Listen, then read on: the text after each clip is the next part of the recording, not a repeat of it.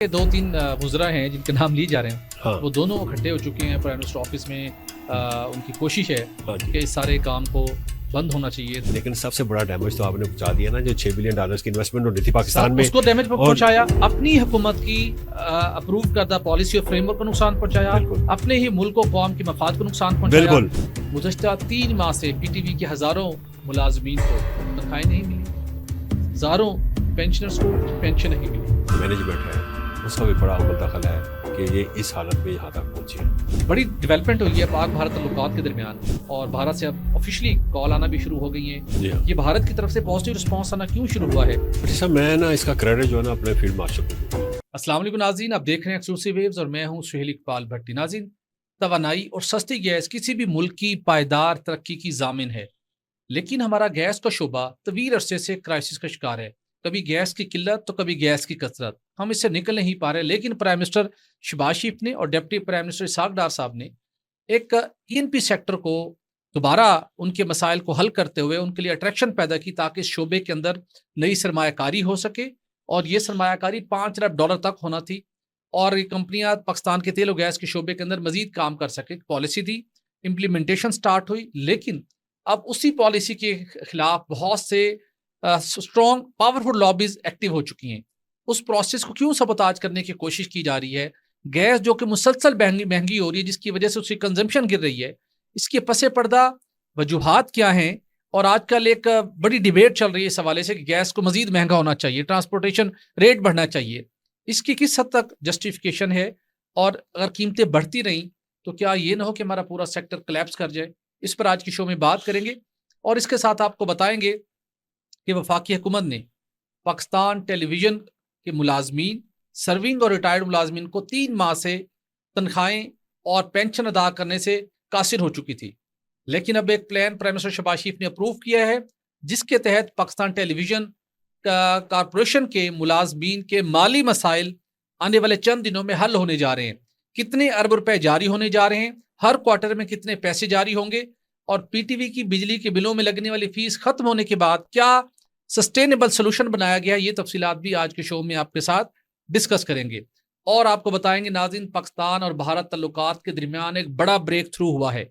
ये break through कैसे हुआ है, किसने मेडिएशन की है, और आने वाले दिनों में मजीद इन ताल्लुकात में बेहतरी के हवाले से क्या इम्कानात हैं, खालिद मुस्तफा साहब से एक्सक्लूसिवली डिटेल हासिल करेंगे। तो इन टॉपिक्स पर बात करने के लिए मेरे साथ मौजूद हैं सैयद खालिद मुस्तफा साहब। खालिद साहब, आपका बहुत शुक्रिया।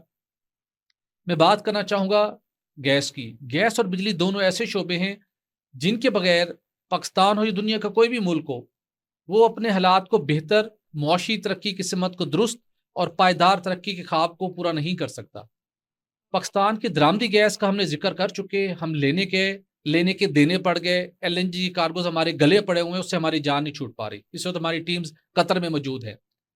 लेकिन दूसरी जानिब प्राइम मिनिस्टर शहबाज शरीफ साहब ने, डिप्टी प्राइम मिनिस्टर इसहाक डार साहब ने एक 35% गैस थर्ड पार्टी को सेल करने की एक फ्रेमवर्क अप्रूव किया। एक उनको एक अट्रैक्शन दी, ताकि मसाइल बेहतर हो, ड्रिलिंग हो, और पाकिस्तान के अंदर गैस का शोबा जो है उसको हम एक्सपेंड करें। उसके साथ साथ तवील अरसे के बाद एक थर्ड पार्टी एक्सेस रूल्स लाए गए, ताकि थर्ड पार्टी एक्सेस के जरिए से SNGPL SHGC के नेटवर्क के जरिए से गैस का जो मौजूदा सिस्टम है, चूंकि दोनों गैस कंपनियों की एक्सक्लूसिविटी का टाइम खत्म हो चुका है, बड़ा खुशाइंद करार दिया गया। ईएनपी कंपनीज ने $5 अरब की इन्वेस्टमेंट की यकीन दहानी करवाई, जिसके नतीजे में हमें ये उम्मीद हुई कि कौमी खजाने में टैक्स मिलेंगे, रॉयल्टी मिलेगी, और तरक्की और खुशहाली का सफर तेजी से शुरू होगा।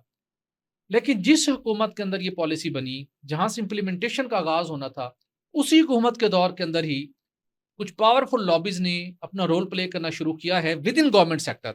हैरानकुन बात यह है कि गवर्नमेंट के अंदर ही कुछ लोग ऐसे मौजूद हैं जो इस सारे प्रोसेस को सबोटाज करना चाहते हैं। ये क्या कहानी है और क्या इसके पीछे अगराज और मकासिद है? बड़े साहब, बहुत शुक्रिया आपका। ये बहुत ही अहम क्वेश्चन है आपका कि एक तरफ तो हम LNG की जो आफत हम पे पड़ी है उसको निपटने के लिए अली परवेज ताहिर साहब जो है इस वक्त हमारे फेडरल मिनिस्टर, वो कतर गए हुए हैं, दोहा गए हुए हैं, ताकि उस आफत से निपटा जा सके, क्योंकि उससे लाइबिलिटीज जो पाकिस्तान की $5.6 बिलियन की बनती है उसको डेफर करना चाहते हैं। तो वो होती है नहीं होती है, अब ये वहाँ की नेगोशिएशंस पे डिपेंड करता है जो कि आज शुरू है। तो कहने का मतलब ये है कि यहाँ पे भी सुई नादरन और सदरन कि इन एफिशिएंसीज की वजह से उनके ना बेचे जाने की वजह से कि वो नाकाम हो गई उसको बेचने के हवाले से अगर देखा जाए, तो वो सारे की सारी जो है ना वो एक आफत की और इज़्दिहा की शक्ल इख्तियार कर गई है हमारी एलएनजी का जो कारोबार था। तो वो हमें हमारे गले पड़ गया। तो अब हुआ क्या है कि जब ये बात महसूस होनी शुरू होगी कि यार हम बहुत ही महंगी जो है दरामद कर रहे हैं एलएनजी की, तो इसकी से डिपेंडेंस कम होनी चाहिए, हमारी अपनी एक्सप्लोरेशन प्रोडक्शन होनी चाहिए। तो फिर E&P कंपनीज की प्राइम मिनिस्टर ऑफ पाकिस्तान से एक पिछले साल बड़ी इंपॉर्टेंट मुलाकात हुई। बिल्कुल ठीक, और उस उसकी बाज़ाब्ता मुलाकात में लामी जारी हुआ था। लामिया भी जारी हुआ। उस मुलाकात में प्राइम मिनिस्टर ऑफ पाकिस्तान से ये कहा गया, E&P कंपनीज के हेड्स ने कहा सर हम $5 बिलियन 5 से 6 बिलियन डॉलर्स की इन्वेस्टमेंट करेंगे, तो अपने मुल्क को हम अटारकी हासिल करके देंगे कि आपको कोई बाहर से गैस नहीं मंगवानी पड़ेगी, हम इतनी गैस के ज़खायर जो है ना अपने मुल्क से हम दराफत कर लेंगे। तो उसके लिए हमें ये जो पॉलिसी है ये बना के दें। वो कौन सी पॉलिसी थी? वो पॉलिसी थी कि जो 2012 की जो पॉलिसी थी उसको अमेंड किया गया था, और उस अमेंडमेंट के नतीजे में जो E&P कंपनीज थी उनको ये अलाउ किया गया था कि 35% जो नई गैस आपकी दरामद होगी उसमें से आपने प्राइवेट सेक्टर को ऑक्शन प्राइस पे देनी है। बिडिंग होगी, बाकायदा ऑक्शन होगा वहाँ पे। तो अगर वो $4 की अगर वो पैदा कर रहे हैं या $6 की पैदा कर रहे हैं, तो 8-9 डॉलर की वो ऑक्शन करके बेच सकेंगे। आप अंदाज़ा करें कि उनको पर MMBTU जो था, सॉरी हाँ, पर MMBTU उनको कितना प्रॉफिट होना था, कितने डॉलर्स का, $3-4 का प्रॉफिट अगर और होना खालिद था। इसमें बड़ा तो इंपॉर्टेंट पॉइंट E&P, ऐड कर दूं, हाँ जी, जो अट्रैक्शन है हाँ, 2012 की पॉलिसी के अंदर एक रेट उसका प्राइस डिफाइंड है, हाँ, लेकिन ये इस पॉलिसी की मजीद यूनिकनेस ये थी कि थर्ड पार्टी जब ये हाँ, गैस लेगी तो उसके लिए बेंचमार्क मुकर्रर किया गया है कि हाँ, 2012 की पॉलिसी से प्राइस ज्यादा होनी चाहिए, ज़्यादा होनी वो चाहिए। भी नहीं, उससे नीचे भी नहीं, नहीं, उससे ऊपर वो प्रीमियम देगा, प्रीमियम और उस देगा। प्रीमियम में से 40% गवर्नमेंट को जाना है। गवर्नमेंट को जाना है, वो विंडफॉल जो था। जी तो अब ये सूरत हाल थी कि उससे होना क्या था कि उस पॉलिसी के नतीजे में जो लिक्विडिटी क्राइसिस था या जो गर्दिशी कर्जा बढ़ गया हुआ था, जो 1500 बिलियन रुपीस का जो स्टॉक बढ़ा हुआ है, वो तो ये अदा नहीं कर रहे गैस कंपनीज, लेकिन उनकी लिक्विडिटी का मसला हल हो जाना था और उन्होंने री इन्वेस्ट करना था, कुछ पल्ले से पैसे करने थे, कुछ उन्होंने री इन्वेस्ट करना था। तो ऐसे उन्होंने 5 से 6 बिलियन डॉलर्स की इन्वेस्टमेंट करनी थी। तो वो मुझे खाक में मिलती हुई नज़र आ रही है। उसकी मेन वजह ये है कि गवर्नमेंट के कुछ बहुत ही इम्पोर्टेंट लोग हैं जो इसको स्कटल करना चाह रहे हैं, इसको नाकाम करना चाह रहे हैं। उसकी 2-3 मिसालें, एक दफ़ा आपने भी एक स्टोरी ब्रेक की थी कि एक बहुत ही इम्पोर्टेंट मीटिंग हुई है, एक कंपनी का, उसमें उसका जो ना जो है वो क्या कहते हैं उसका कागज़ भी इस्तेमाल हुआ, उसका सरकारी कागज़, उसमें आगरा का भी डायरेक्टर लेवल का ऑफिशियल था, डीजी जो गैस के का भी डायरेक्टर लेवल का ऑफिशियल बैठे हुए थे, और उन्होंने ये रिकमेंड किया था, सारे बैठे हुए थे, OGDCL का भी उन्होंने बैठा हुआ था। तो वो कोई बहुत इंपॉर्टेंट लॉबी है पाकिस्तान की, उसके ज़ेरे असर थे वो सारे लोग, और उन्होंने रिकमेंड किया था जी कि आप लाइसेंस जो रिक्वायर्ड लाइसेंस लेना चाहिए, जो शिपर को लेना है या जिसने ये थर्ड पार्टी के तौर पे कंपनी रजिस्टर करवानी है, तो वो रजिस्टर ना करवाए, वो लाइसेंस ना ले, इसके अलावा इसको जो है ना आप एलोकेशन वगैरह कर दें। तो इस किस्म की भी एक मूव चली। जी फिर अब जो मूव ये चली, फिर एक और मूव चली, सुई नादरन वालों ने ना अपनी एक गैस कंपनी जो थी ना थर्ड पार्टी के हवाले से वो रजिस्टर करवानी चाहिए। तो वो मैंने खबर दी, तो उस पे जो था मिनिस्टर्स जो था उसने नोटिस कर ले लिया। अब ये है कि उसी कंपनी ने एक TPA के तहत, थर्ड पार्टी एक्सेस रूल के तहत, एक पटिशन जो है ना वो दायर कर दी, और उस पटिशन के हवाले से कल हियरिंग हुई है, वो भी लाहौर में, और वो भी SNGPL के हेडक्वार्टर में हुई है। उसमें उन्होंने क्या कहा है कि जो ट्रांसमिशन फीस है वो पहले 92 रुपये पर MCF थी, अब वो कह रहे हैं कि इसको 282 रुपये कर दें पर MCF, यानी कि 207 रुपये, सॉरी 207% का इंक्रीज वो मांग रहे हैं। वो अगेन जो है ना ये थर्ड पार्टी को नाकाम करना चाह रहे हैं कि इनके जो है ना गैस ट्रांसमिशन इतनी फी बढ़ महंगी कर जाएगी। दी जाए हाँ कि कोई खरीदने के काबिल नहीं, ना वो रहे। जो वो जिस गाहक को दे रहा है उसकी उसकी कीमत और ज्यादा बढ़ जी जाएगी। बिल्कुल ऐसा तो है। आगे ऑलरेडी वो देखे ना 8 या $8.5 या $9 पे वो लेगा ऑक्शन हम्म, प्राइस के तहत। फिर उनको वो विंडफॉल प्रॉफिट भी देगा, फिर टैक्स भी देगा। हम्म, ठीक है ना। ईएनपी को भी ईएनपी का को भी फायदा होना था, जो कंपनीज थी। फिर गवर्नमेंट को विंडफॉल की सूरत में और टैक्सेस की सूरत में रॉयल्टी भी देनी थी हम्म, उसने। फिर आगे से जाके जो यूएफजी दे रहा है वो एसएनजीपीएल को, वो आम यूएफजी नहीं है, वो 10.9% है। हम्म, 10.9% उसके से यूएफजी ले रहा है ठीक। सुई नादरन। और सुई नादरन इसके अलावा फीस भी ले रहा है, ट्रांसपोर्टेशन कॉस्ट भी। तो सुई नादरन को भी मजे थे।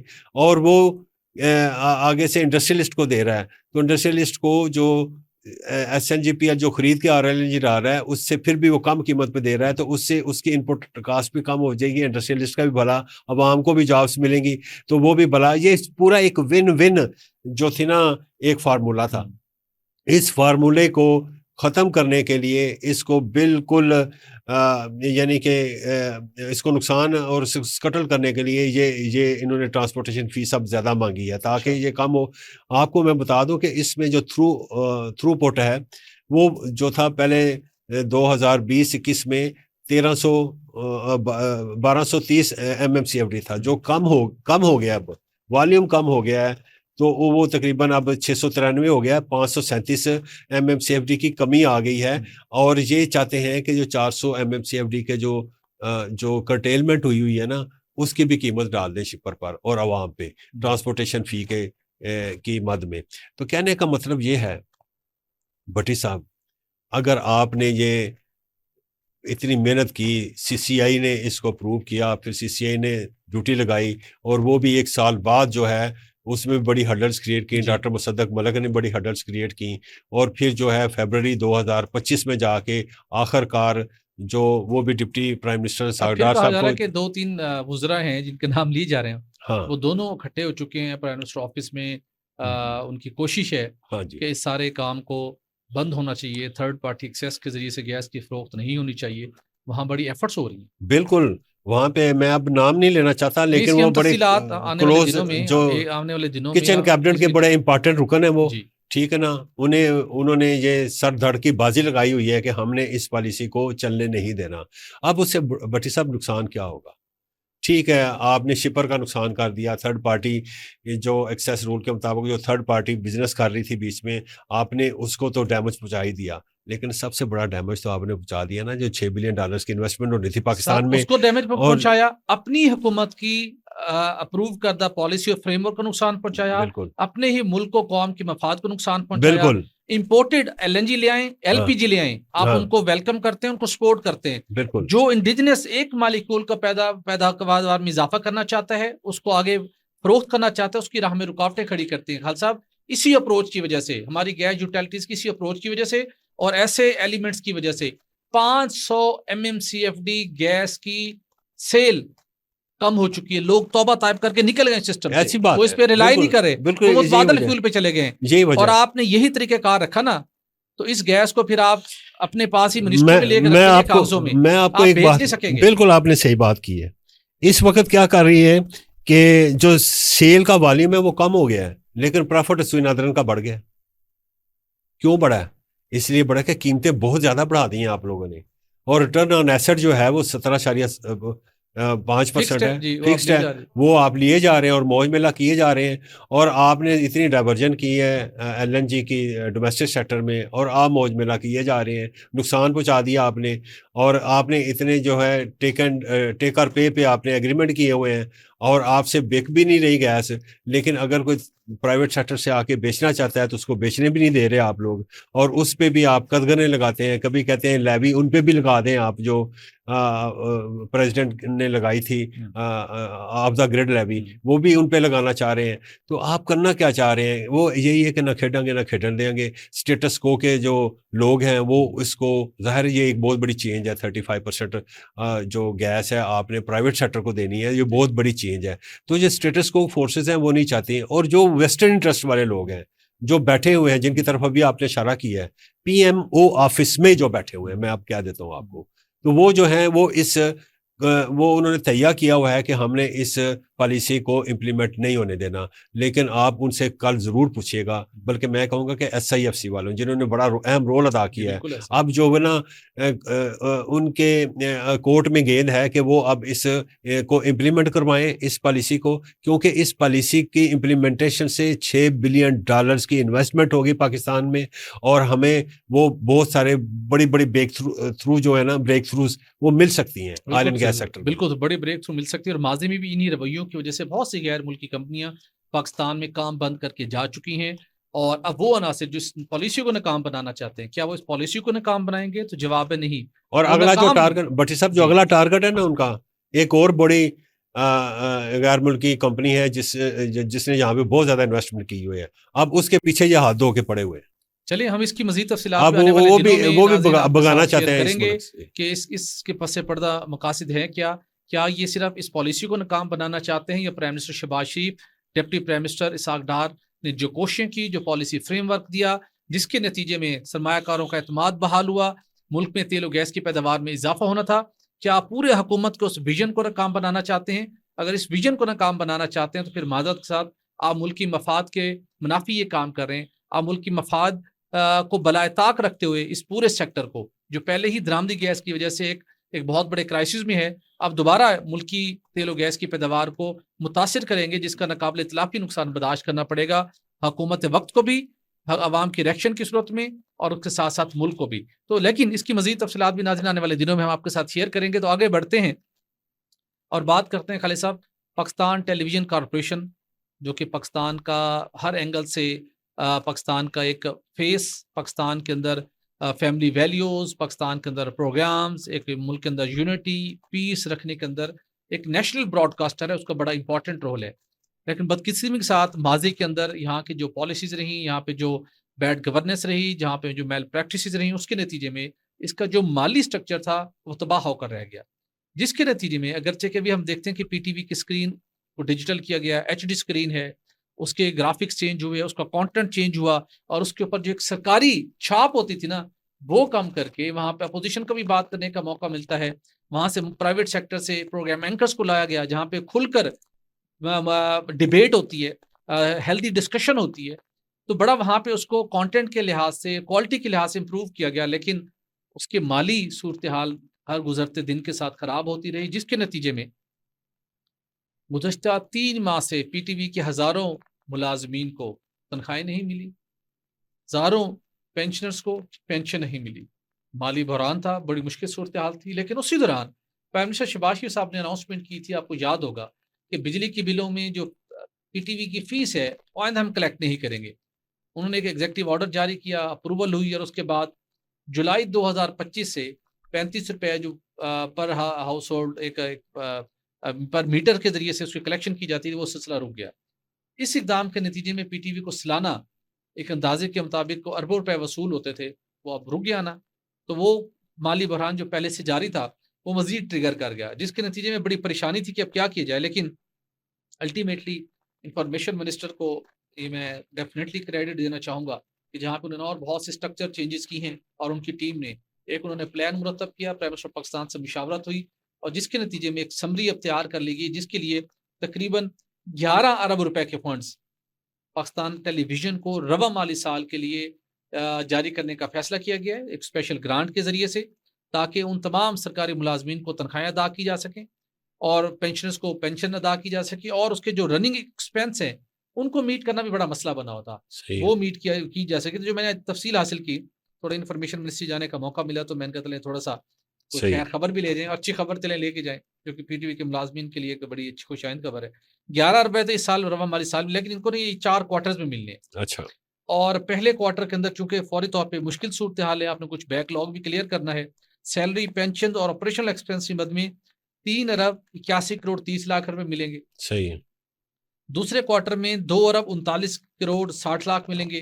तीसरे क्वार्टर में भी 2 अरब 39 करोड़ 60 लाख मिलेंगे और आखिरी क्वार्टर के अंदर 2 अरब 39 करोड़ 50 लाख मिलेंगे। तो हुँ। मजमूई तौर के ऊपर 11 अरब रुपए का ये ग्रांट मिलेगी ताकि पीटीवी के मामलात बेहतर हो सके। लेकिन अगेन वही बात है, हुकूमती ग्रांट अपनी जगह के ऊपर, स्टेट ऑन टीवी है, डेफिनिटली गवर्नमेंट हर मुल्क की हुकूमतें स्टेट ऑन ब्रॉडकास्टर्स को स्पॉन्सर करती हैं, फंड्स करती हैं, लेकिन पीटीवी इतनी ज्यादा आउटरीच है, इसका एक अच्छा बिजनेस मॉडल भी होना चाहिए कि ये खुद भी रेवेन्यू जनरेट कर सके। क्या बिल्कुल कहते हैं सही। खालिद साहब?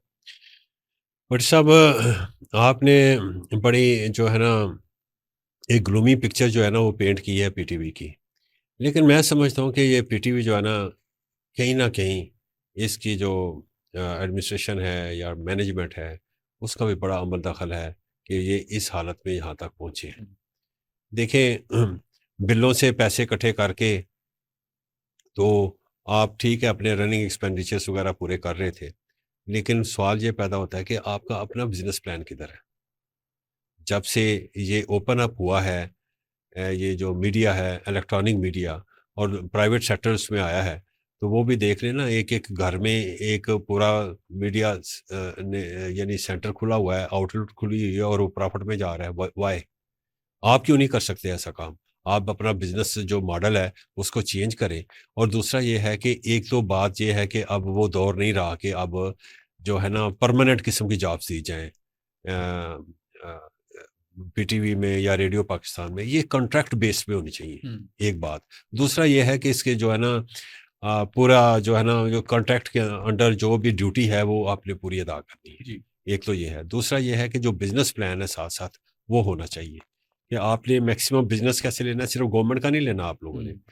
अब वक़्त यानी टाइम आ गया कि पीटीवी जो है वो अब प्राइवेट सेक्टर से भी बिज़नेस ले और उस बिज़नेस से जो प्रॉफ़िट मिले वो जो है आप अपने मुलाज़मीन के लिए उसके मुताबिक ऑफ़र करें और अगर रिट्रेचमेंट करने की भी ज़रूरत है तो रिट्रेचमेंट करें।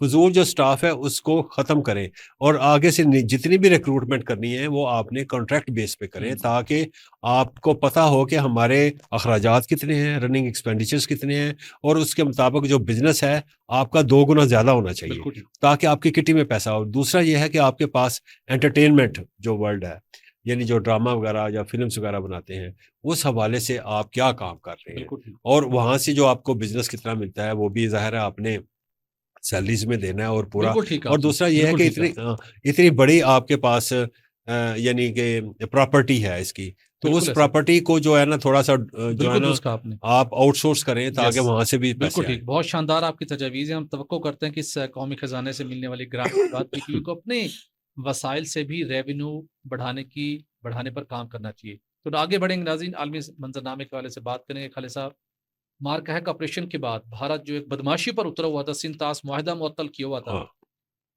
बड़ी डेवलपमेंट हुई है पाक भारत ताल्लुकात के दरमियान और भारत से अब ऑफिशियली कॉल आना भी शुरू हो गई हैं और आने वाले दिनों में एससीओ समिट के मौके के ऊपर भी आप कोई बड़ी डेवलपमेंट एक्सपेक्ट कर रहे हैं। जी हाँ। ये भारत की तरफ से पॉजिटिव रिस्पांस आना क्यों शुरू हुआ है? कौन की रोल प्ले कर रहा है? और एससीओ समिट के मौके के ऊपर क्या मुमकिन तौर पर पेशरफ्त हो सकती है? बट साहब मैं ना इसका क्रेडिट जो है ना अपने फील्ड मार्शल को दूँ। राइट। फील्ड मार्शल ने जो जवाब दिया था ना, उन्होंने जो हम पे हमला किया था, वो ये समझ के किया था और ये एक्सपेक्ट कर रहे थे जी कि ये हमने हमला कर दिया है और जहाँ पे आपके जो टेररिस्ट डेन्स हैं या जो भी हैं सो कॉल्ड, वो वहाँ पे हमने हमला कर दिया है। अब हम आपसे उम्मीद करते हैं कि आप हम पे जवाब नहीं देंगे। लेकिन it was the field marshal decision कि उन्होंने कहा तुम हम पे हमला करें, हमारे बच्चों की ज़िंदगियाँ जो हैं वो इस हमले के नतीजे में चली गई हैं और बहुत ज़्यादा तुमने नुकसान किया है सिविलियन लाइव्स का, तो मैं आपको तुम्हें कैसे जाने दूँ? लिहाज़ा उस वक़्त फील्ड मार्शल ने जो रिस्पॉन्ड किया और जो जिस तरीके से दोबारा जवाब दिया, वो उसके वो मुतवक्किल ही नहीं था उनको और उसका जो था ना उनकी लीडरशिप ने, इंडियन लीडरशिप ने उसका इज़हार भी किया। लेकिन फील्ड मार्शल ने बड़ा अच्छा जवाब दिया जी। और उसके नतीजे में ये हुआ कि उनके दांत खटे हुए और जो हमारी जो दुनिया की इंतहाई मॉडर्न जो लड़ाई थी, जो जहाज़ों के ज़रिए हुई, वो भी और जो ज़मीनी महाज पे हुई, वो भी सब दुनिया ने देखी और जिस तरीके से हमने उनको शिकस्त से दोचार किया, बिल्कुल। वो उन्हें समझ आ गई। उसके बाद वो तलमलाते ज़रूर रहे हैं कि हम ये करेंगे और मुख्तलिफ मीडिया रिपोर्ट्स भी आती रही हैं कि जी वो असला खरीद रहा है, ये कर रहा है, वो कर रहा है। लेकिन जब से प्रेशर पड़ा ना प्रेसिडेंट ट्रंप का और उसने इसको दीवार के साथ पुश करना शुरू किया, तो इसने फिर अपनी जो थी ना अपनी हठधर्मी से थोड़ा-सा हटा है मोदी और ठीक। मोदी को समझ आई कि यार अब मैं क्या करूँ? तो लिहाजा वो उसने डिसाइड किया कि मैं एससीओ के फोरम पे चला जाऊं, मैं रशिया के साथ दोस्ती लगा लूं, मैं ब्रिक्स कंट्रीज के ममालिक हैं उनके साथ दोस्ती लगा लूं। आप लगा लें, ज़रूर लगा लें। फिर इसने तरला मिन्नत करने के लिए जयशंकर को भेजा और उसने जाके प्रेसिडेंट जी से मुलाकात की चाइना में जाके। फिर प्रेसिडेंट जी ने जो था ना फॉरेन मिनिस्टर अपना भेजा, मिस्टर वांग। जब मिस्टर वांग वहाँ पे गए न्यू दिल्ली में, उन्होंने वहाँ के नेशनल सिक्योरिटी काउंसिल जी अजीत डोभाल से मुलाकात की, डॉक्टर जयशंकर से मुलाकात की और साथ मोदी से भी मुलाकात की। बिल्कुल ठीक। तो मुझे उसके बाद वो अफगानिस्तान आए, अफगानिस्तान से वो पाकिस्तान आए, उन्होंने हमारे साथ स्ट्रेटेजिक डायलॉग किया। तो उसके बाद क्या होना शुरू हुआ है, एक बड़ी अच्छी बात जो है डेवलपमेंट शुरू हुई कि गवर्नमेंट टू गवर्नमेंट लेवल पे, यानी फॉरेन मिनिस्ट्री के लेवल पे, वहाँ का जो इंडियन हाई कमीशन है जो यहाँ पे है, उन्होंने हमें इतला करनी शुरू की मूफा को कि जी जो है ना जी तवी में ये अगस्त 24 की बात है कि जी हम पानी छोड़ रहे हैं, तो आप जो है ना अपना प्रिपरेशंस कर लें और हाई फ्लड आएगा। इसी तरीके से उन्होंने फिर कल जो है उन्होंने 2 बार हमें इतला दी, सुबह 6 बजे और फिर शाम को सुबह 10 बजे और शाम को 6 बजे बिल्कुल ठीक। उन्होंने इतला दी कि सतलुज में भी जो है ना बिल्कुल हाई ठीक। फ्लड आ रहा है, तो आप अपनी प्रिपरेशन कर लें। बिल्कुल ठीक। ये था उनका पहला यानी कांटेक्ट हुआ, 3 टाइम उन्होंने हमें बता दिया है।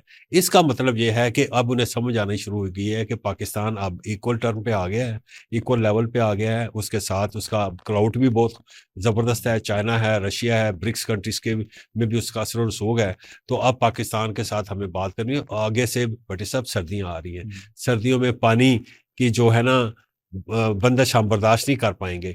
तो उससे ये पता है, और मुझे लगता है कि सैनिटी जो है ना हैज स्टार्टेड प्रीवेलिंग, बिल्कुल ठीक। और ये बड़ी अच्छी बात है और मैं तवक्को कर रहा हूँ। बिल्कुल और शायद इस पे जो है रशिया बहुत ज़्यादा एक्टिव हो गया है, चाइना एक्टिव हो गया है, और जो एससीओ की मीटिंग होने जा रही है चाइना में 31 अगस्त को, तो वहाँ पे मुझे लगता है कि प्राइम मिनिस्टर ऑफ पाकिस्तान और प्राइम मिनिस्टर मोदी हैंडशेक करेंगे। ओके। और मुझे लगता है कि अब ये जो बर्फ़ है पिघलनी शुरू हो जाएगी और हमारे ताल्लुकात नॉर्मलाइजेशन की तरफ बढ़ने शुरू हो जाएंगे। बिल्कुल और ठीक। मैं समझता हूँ यही रीजन के बिल्कुल हवाले ऐसा है। से ये बहुत ही एक ड्यूरेबल और बड़ी एग्जैक्टली। पॉजिटिव डेवलपमेंट बिल्कुल होगी। ऐसा है। बिल्कुल ऐसा, न सिर्फ रीजन के हवाले से बल्कि दोनों मुल्कों के अवाम के बेहतरीन मफाद में भी यही है।